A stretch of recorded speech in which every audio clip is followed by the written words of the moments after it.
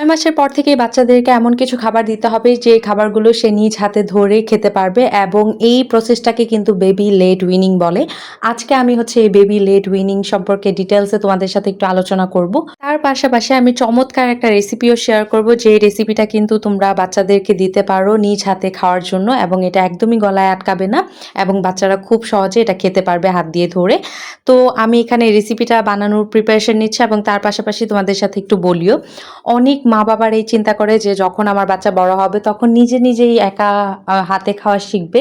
অনেকে চিন্তা করে শুধুমাত্র বাচ্চারা নিজ হাতে খাবে, এটাই হচ্ছে বেবি লিড উইনিং। একদমই না।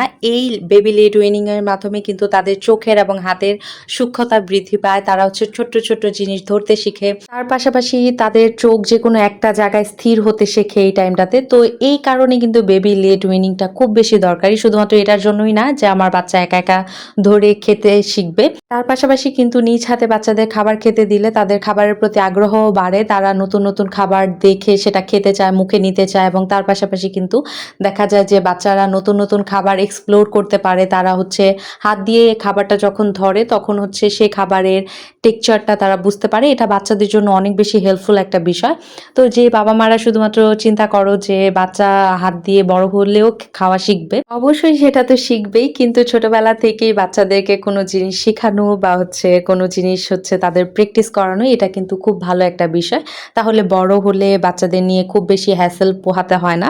তো আজকে আমি যে রেসিপিটা বানাচ্ছি, আমি হচ্ছে এখানে ডিম আর আলু এবং তার পাশাপাশি অল্প গাজর দিয়ে এখানে প্যানকেক বানিয়ে নিয়েছি এবং তাকে হচ্ছে আরও কিছু ফিঙ্গার ফুড হিসাবে আমি এখানে অল্প ছোট গাজরের টুকরা করে দিয়েছি এবং তার পাশাপাশি এখানে একটু ফিঙ্গার ফুড হিসাবে বা একটু লম্বা করে ফিঙ্গার সাইজ করে আমি এখানে আলু দিয়েছি, যাতে হচ্ছে সে একেক সময় একেক খাবার খেতে পারে এবং যখন তার একটা খাবার খেয়ে বোরিং লাগবে আরেকটা খাবার দেখলে যাতে সেটা খাওয়ার প্রতি তার আগ্রহ আসে।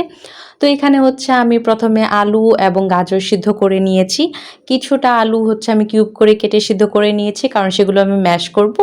যেগুলো হচ্ছে আঙুলের মতো লম্বা করে আমি কেটে নিয়েছি, সেগুলো কিন্তু আমি ফিঙ্গার ফুড হিসাবে বাবুকে ডাইরেক্ট সার্ভ করব একটা প্লেটের মধ্যে। আর এখানে হচ্ছে আমি একটা ডিম অ্যাড করেছি, সামান্য একটু লবণ, একটু হলুদ অ্যাড করে আমি হচ্ছে ম্যাশ করে নিয়েছি এবং ম্যাশ করার পরে সেই ম্যাশটাই কিন্তু আমি হালকা একটু ঘিয়ের মধ্যে এপিট ওপিট করে প্যানকেকের মতো ভেজে নিয়েছি। আর এই যে এই প্লেটটা আমি নিয়ে নিয়েছি, এই প্লেটটা দেখতেও অনেক বেশি সুন্দর এবং এটার মধ্যে যদি আমি কালারফুল খাবার দিই তাহলে কিন্তু বাচ্চা সেটা খুব আগ্রহের সাথে খাবে।